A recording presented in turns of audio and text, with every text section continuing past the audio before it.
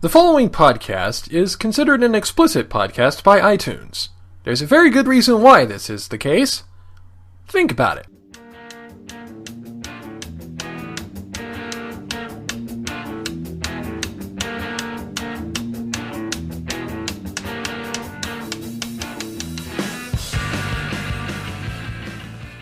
Alright, after that rather serious note there, it is time that we do get into some silly stuff, and we're going to start with a magnet of all kinds of hilarity.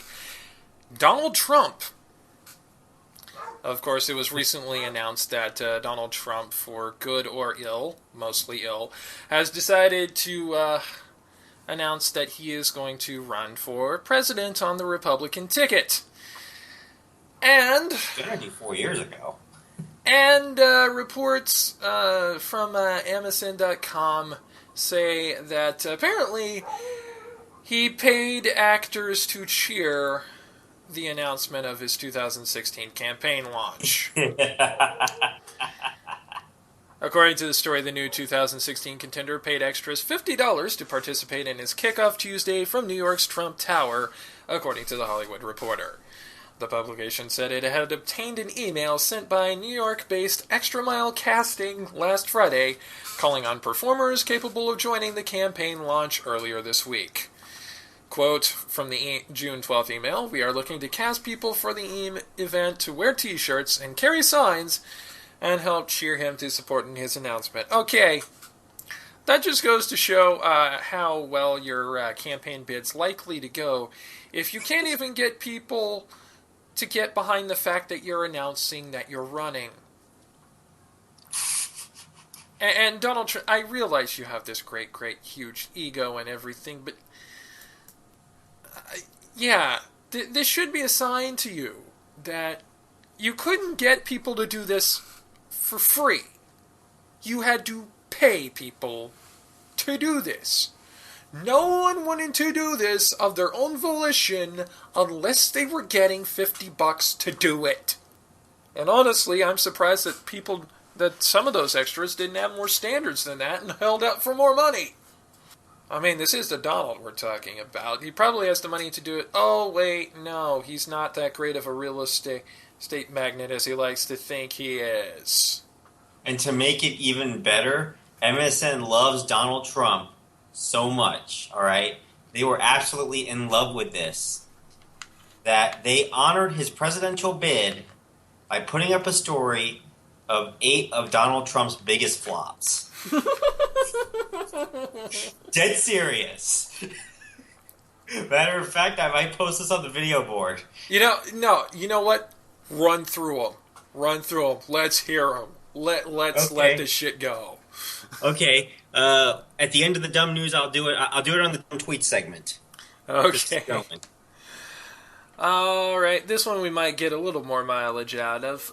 City bans kangaroos as service animals after McDonald's incident. This one comes from the Huffington Post by way of the Associated Press. From Beaver Dam, Wisconsin. Officials have changed a southeastern Wisconsin city's rules on service animals after a woman took a baby kangaroo into a McDonald's restaurant. Yes, baby kangaroo, not in Australia. Go figure that one out. The Beaver Dam Daily Citizen reports the city's Common Council voted 14-0 on Monday night to define a service animal as a dog or miniature horse, but not a kangaroo. People can cite people who try to use other animals. Beaver Dam police say the woman wrapped the baby kangaroo in a blanket and tucked it in an infant car seat, then took it inside a McDonald's in February. The woman has said the kangaroo is a therapy animal to help her cope with emotional distress. City Attorney Marianne Schott, rarely spelled name, says the changes comply with the Americans with Disabilities Act.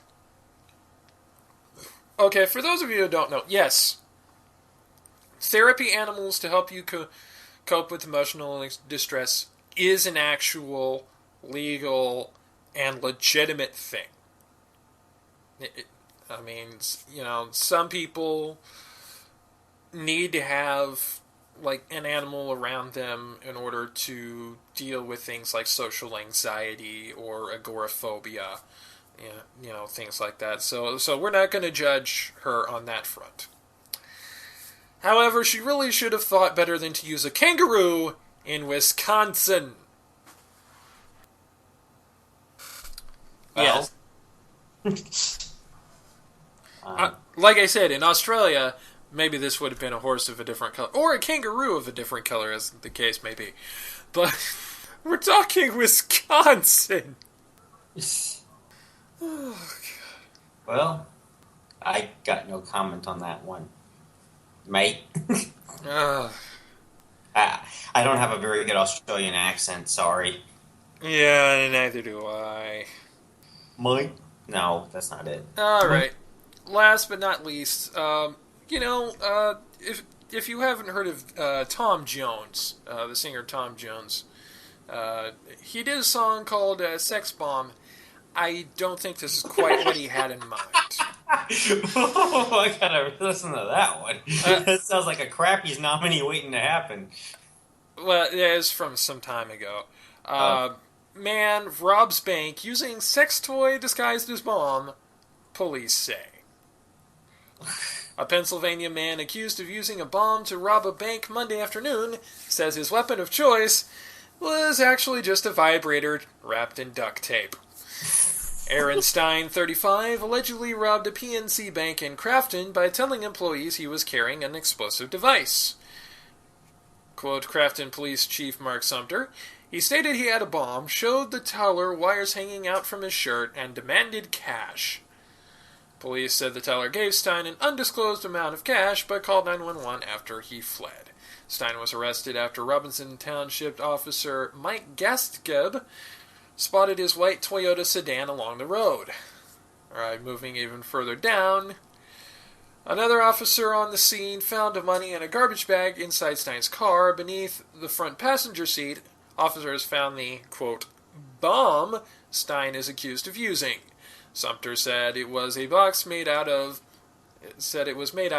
a box, black tape, vibrator, and cell phone.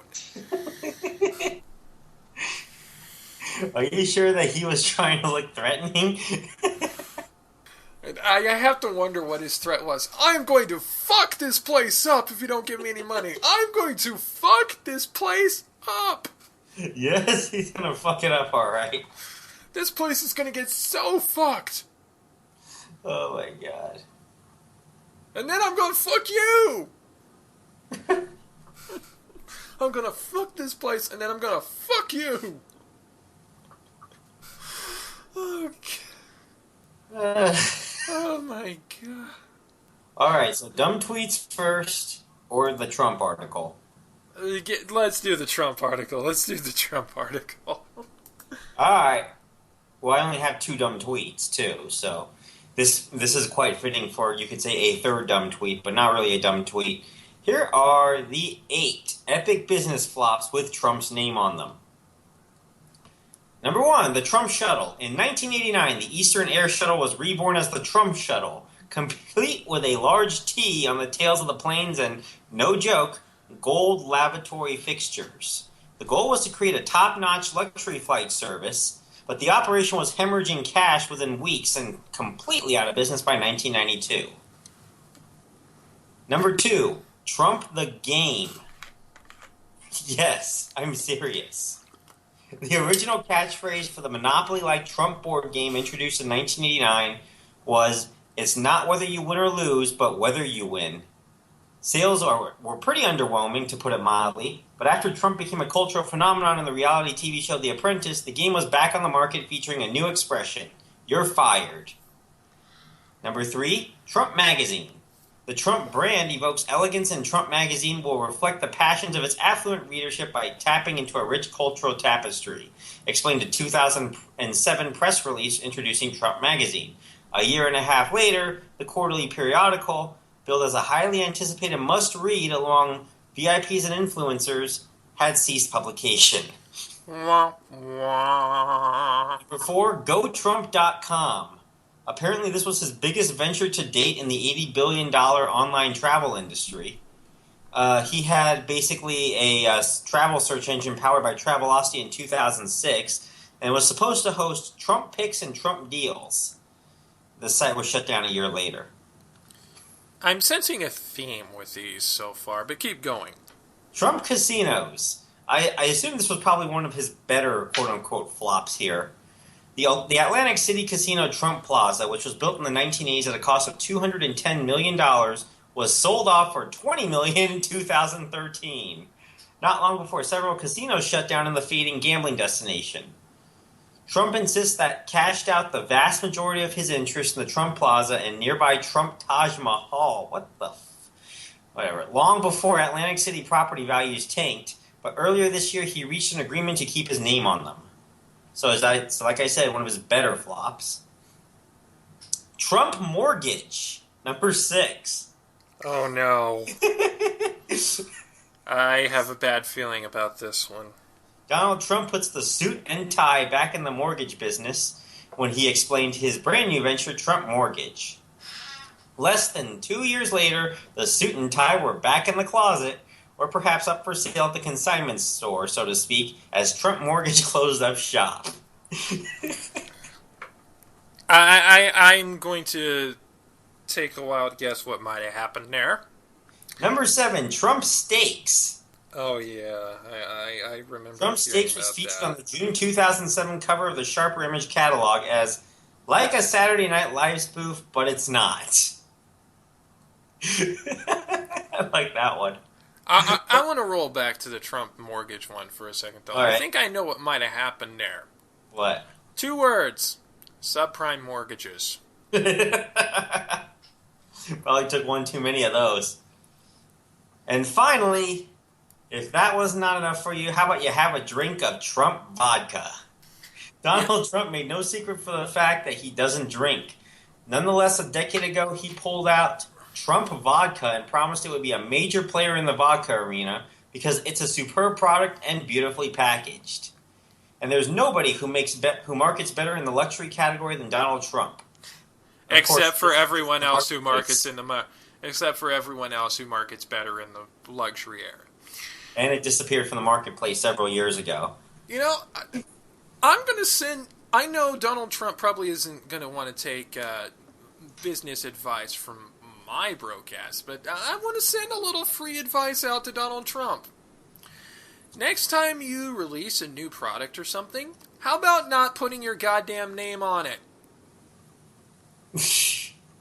You might actually have some success if it's named something other than Trump Variable X. Oh, man. Alright, so like I said, there are 2 tweets here. And here's the first tweet.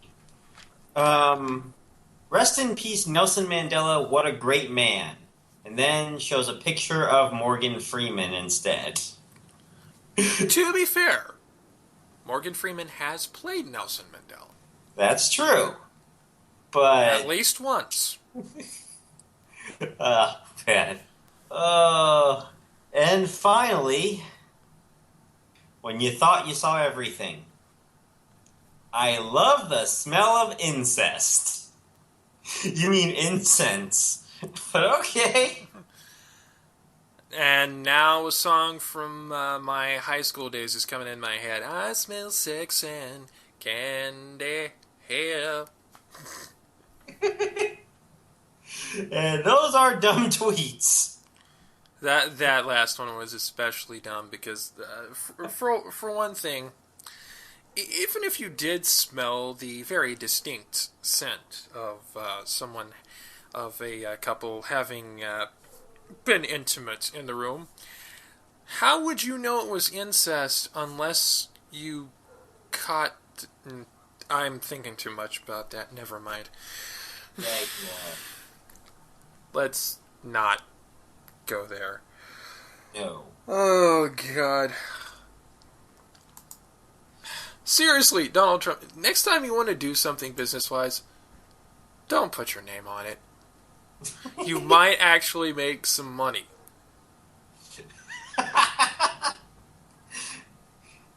No Trump Football League, please. We had enough of the XFL. Well, actually, he tried that too. USFL. Oh. The USFL way back when. Which had actually lasted longer than the XFL, so good job there. But still ultimately failed. Yeah. Gee, for supposedly being this great businessman, he sure has done a lot of shit that failed hard. Oh, man. I mean, seriously. Oh, God. I mean, there are people who are not known as actually being businessmen themselves that have been better business people than Donald Trump. So, Jeremy, for the next segment, how about we do sports? You know what? Yes, because we have two new champions to let you know about. Two! Oh, and yeah, we're talking about sports, right? Not sports entertainment? Yeah, I was talking about sports. Okay. Although in sports entertainment, I will tell you why I have a very distinct feeling that we might have a new NXT champion sometime soon. See you then, y'all. Hey everyone, this is David. Like what you hear? Check us out on the internet at casualmodepodcast.com, on Facebook at facebook.com/casualmodepodcast, any one of our social media links, and of course, click on the little subscribe button below. Thanks!